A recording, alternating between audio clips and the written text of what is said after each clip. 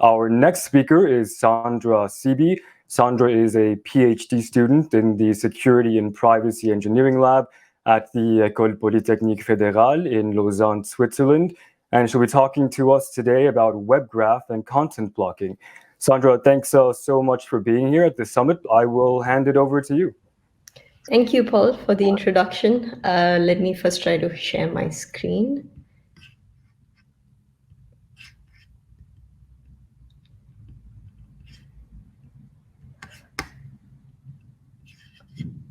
Okay, hopefully you can see this. Okay, hello everyone.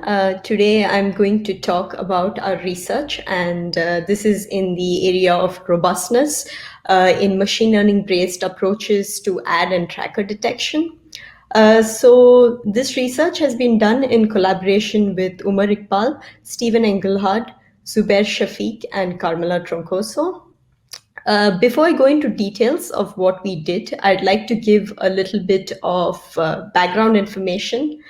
A little bit of a warning, some of this content overlaps a little bit with the project Moonshot background. So as we've seen, a lot of the ad and tracker blocking solutions that we use currently rely on manually curated filter lists. And these filter lists are known to have a couple of issues. And one of the main issues is scalability of updates. It takes a significant amount of effort to keep updating the constantly growing ad and tracker ecosystem. So prior research has shown that it could take up to 3 months to add like a new rule to the filter list. And also there has been research that has shown that a large majority of filter list rules are rarely or never used. The other issue is robustness. So there's been some prior work that has shown that the rules in the filter list can easily be evaded by ads and trackers using simple mechanisms like domain rotation or URL randomization. So keeping these issues in mind, there has been some effort recently to automate the process of ad and tracker detection systems. So current approaches for automated detection of these ad and tracker detection systems, the idea is that you develop a set of features that are characteristic of ads and trackers and use that to train a machine learning model to predict whether a resource is benign or an ad or tracker. So in the earlier versions of these detectors, you focused on features that were tailored to a particular layer of the web stack. So you had detectors that were tailored for network layer features, so things related to the URL characteristics or HTTP header or payload information. You also had other detectors that were tailored towards JavaScript layer information, so static or dynamic JavaScript code analysis. So these detectors did address the scalability problem to a large extent, but they were found to still be suffering from robustness issues and they could be evaded. So then we had the next generation of ML-based approaches for detection, and these were cross-layer approaches. And cross-layer approaches, they work on the intuition that ads and trackers work across all the layers of the web stack. So if you capture interactions across all these layers and combine them, not only can you characterize ads and trackers better, but you might also avoid robustness issues caused by evasion at any single layer of the web stack. So I'm going to take one of the examples of a cross-layer approach, which is the first main cross-layer approach, and this is called AdGraph. There have been other approaches after AdGraph, but either they have been built on AdGraph or they use very similar concepts to AdGraph. So we'll use this as a representative example. So how this cross-layer approach works is that you build a graph representation of all the events that happen during a page load. So here's a little toy example to see how that works.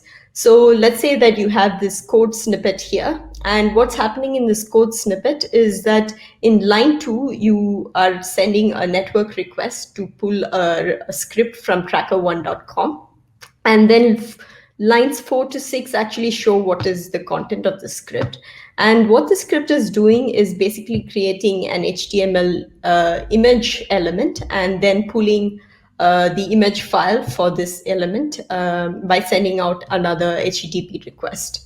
And what AdGraph does is it builds a graph representation of this particular snippet, and this graph representation is shown in this bottom part of this slide.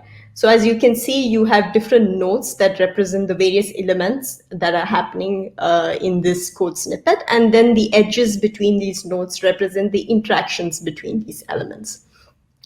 So this is just a toy example, but in reality, these graph representations can be pretty big. They can consist of a large number of different types of nodes and edges. And these graph representations are consisting of events that represent like normal events that are happening during let's say a page load. So this is just fetching benign resources for the page, but there could also be particular tracker events, and these might have different patterns from normal events. And this is what AdGraph leveraged in order to detect ads and trackers. So what AdGraph does is it builds a graph representation of this page, and then it extracts a number of features to train a machine learning model. Now, these features can be broadly categorized into two. So you have content features, which are features related to individual nodes in the graph. And then you have structure features, which are related to interactions between the nodes in the graph. So what we saw from AdGraph and other approaches was that they had good accurate classifier performance in terms of accuracy, precision, and so on. And they seem to address the scalability problem. And what we were interested in knowing is whether these approaches are actually robust to adversarial evasion. So I quickly want to say what I mean by adversarial evasion. So as an example, so let's say you have a site, example.com, and then you have resources from different entities here. These can be from the first party or can be from the third party. So for example, let's say you have an ad from tracker.com here, who's a third party. And then you have a classifier here, let's say AdGraph, and this classifier has predicted and labeled these as benign or an ad or tracker. So in our case, the adversary is actually the third-party tracker.com, and the goal of the adversary is to create some kind of manipulation that will cause the classifier to misclassify the ad or tracker as benign content. So in order to see what kind of manipulations an adversary could potentially do, we looked at what features have been used by these classifiers, and we see that these classifiers are still using content features, and content features are basically node-related features, so they also include things about the URL patterns and so on. And these have been shown to be easy to manipulate. So this led us to our first question. How much do these graph-based detection systems actually rely on content features? So in order to test this, what we did was we took the AdGraph classifier, a trained classifier, and then we had a amount of test data from 10,000 sites. And we first got the predictions of the classifier on unchanged data. And then we applied a content mutation on this data. And when I say content mutation, what I mean is we did domain name randomization and query string randomization. So you change the characters in the domain name, or the query string, also you change the number of the query parameters. And we tested the adversary in two collusion models. So in the first collusion model, which is no collusion, we assume that the adversary is a third party on the page, and the adversary does not collude with other parties. And then there's the other collusion model, which is limited collusion with the first party. So in this, we assume that the first party does assist the adversary. So the adversary is allowed to, for example, become a subdomain of the first party. As we saw in the previous talk by Jana, this is possible via techniques like CNAME cloaking. And what we find here, so this plot actually shows the success rate of the adversary for our test data set in the case of limited collusion with the first party. So the success rate here is defined as the proportion of the adversary's resource that they successfully manage to cause the classifier to misclassify. So we see that this average success rate is really high. It's about 96%. And among these, 32% of these mutations actually happen to trackers belonging to ad exchanges. So the impact of a misclassification for these ad exchanges could even be higher, because these ad exchanges could potentially diffuse further user information to other parties in the ecosystem. So we were curious to see why the success rate is so high against AdGraph. So in order to investigate further, we conducted a feature importance analysis, and we found that even though AdGraph uses both content and structural features, the content features do dominate the classifier. So the top 3 features are related to the length of the URL or the third-partiness of the URL. And so it's not surprising that any changes to the URL, like the ones that we did, would affect the classifier and cause it to misclassify. So our conclusion was that current ML-based approaches rely on content features, and these are brittle in the face of simple adversarial evasion. Now, I just want to talk a little bit about the classifier performance. I've written accuracy here, but we have similar metrics for other things like precision, recall, and F-score. And we see that originally, when you use all the set of features for AdGraph, we get an accuracy of about 92%. And when you remove the content features, let's say to have a robust classifier, this accuracy drops to about 80%. So the content features do contribute quite a bit to the classifier performance. So this led us to our next question, which was, can we improve the performance of these graph-based detection systems and still avoid using these brittle content features? So one of the main observations that we had is that current detection systems, they lack information about how ads and trackers behave. So they have a lot of information about what ads and trackers are, which is the content features, but they don't really talk much about what ads and trackers do. And in stateful tracking, at least, ads and trackers primarily do 2 things. So first, they need to generate and store identifiers, which means that ads and trackers need access to some sort of storage, such as cookies. And the second thing is that ads and trackers generally share information with a bunch of different endpoints. So you would often see cookie identifiers, for example, in URLs, like using techniques like cookie syncing, for example. So keeping this in mind, we created our system, which is called WebGraph, and this is based on the concept that we should be looking at actions of ads and trackers and capture these fundamental actions, because these actions are hard for ads and trackers to obfuscate. And how do we do this? We do 2 things. We first augment the graph structure of current existing systems with fundamental tracking behavior, and then we develop a new set of features called flow features. So here's a little example of what we do for enhancing the graph representation. So on top, I have a little code snippet, and at the bottom, I have the HTTP requests and responses that are associated with this snippet. So what is happening in this code is there are 3 trackers, and in one part of the code, you have tracker 1, which has a script that is sending a request for tracker 2. And this actually triggers a redirect, and at the end of the request, a cookie is being set. And in another part of the code, you have a knife frame from tracker 2 that is sending a request for tracker 3 and also sharing some of the cookies that it has in the URL as a parameter. Now, if you look at AdGraph's representation of this code snippet, you see something like what I've shown on the screen here. And you see that you have these 2 parts that are disjoint to represent the 2 sets of events that I just talked about. And we now add a bunch of enhancements, and we see now a new graph structure with WebGraph. And let me talk a little bit about what are the enhancements we do.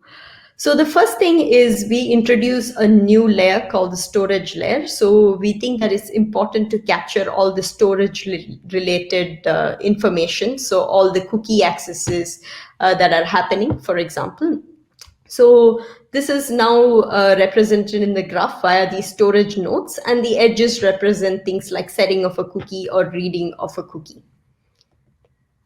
The second thing that we observed was that in current systems like AdGraph, redirects are not captured. However, redirects do form a big component of usual tracker behavior. So we enhance the network layer in order to also capture redirects as well. And finally, we introduced a new set of edges in the graph, which is called shared information.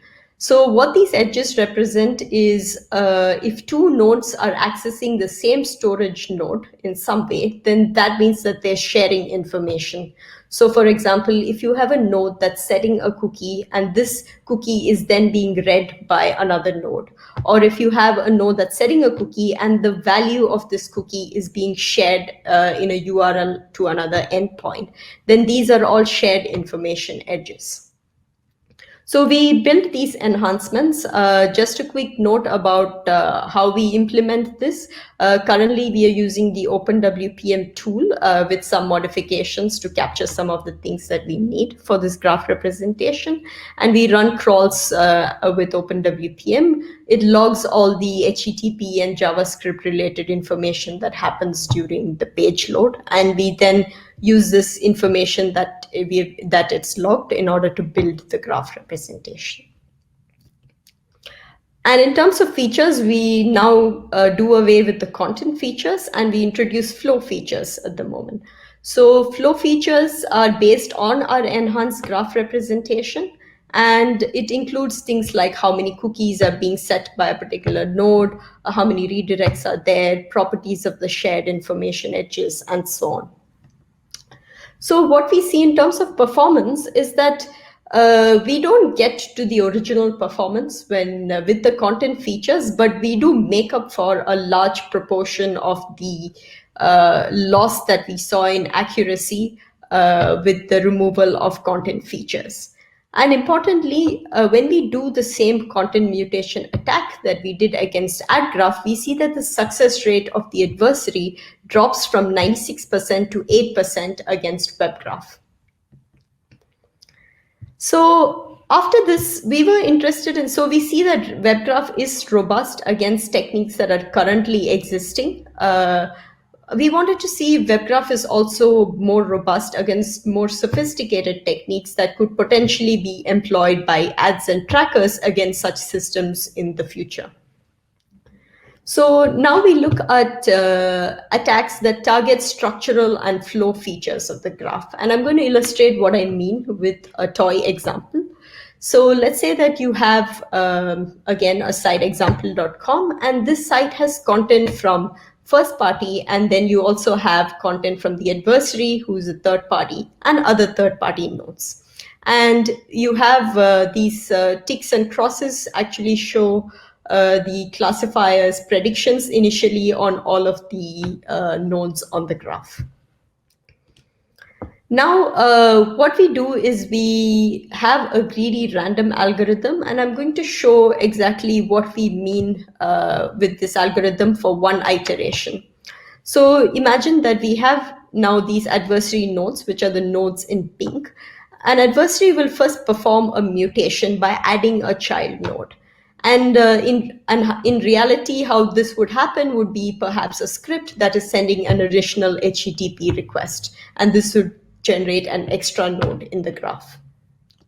Now, when you add these child nodes, what happens is that structural properties are calculated using properties of the graph, such as number of children a node has, number of ancestors or descendants, centrality, and so on. So when you add more nodes and edges to the graph, this impacts the structural properties of each of the nodes in the graph.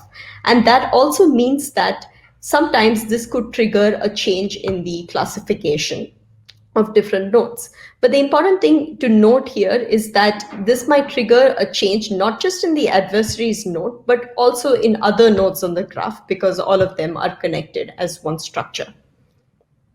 So now the adversary also does several mutations. So they try adding child nodes to different nodes of their own. So note that the adversary can only do this to nodes that they control on the graph, because if they try to do this to other nodes, that in reality, that would mean some kind of coordination with other parties that provide content on the site.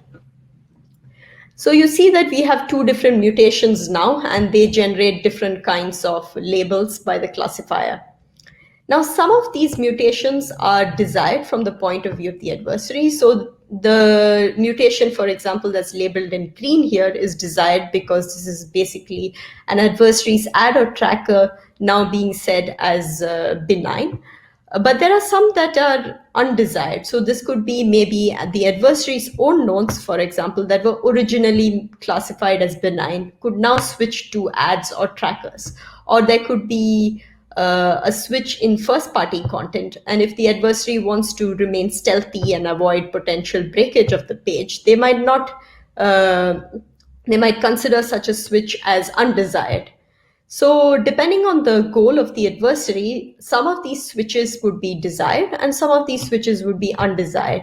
And the adversary looks for the mutation that creates the best trade-off between desired and undesired switches and picks the mutation that gives this trade-off. And then this algorithm continues for more iterations where the adversary will now keep on mutating the graph and picking the best graph in each iteration. So here I've shown one example of a graph mutation, which is resource addition via adding via sending an HTTP request. In our paper, we actually perform other types of attacks as well. We perform rerouting of requests where an adversary tries to change redirect patterns by instead sending individual HTTP requests and changing the information flow. We also look at obfuscation where the adversary tries to change the format in which cookies are sent in URL parameters in order to prevent WebGraph from finding these information flows.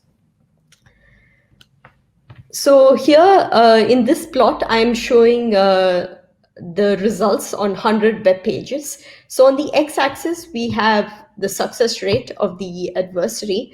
And this is the same as before. It's a proportion of the adversary's nodes that were successfully marked now as benign.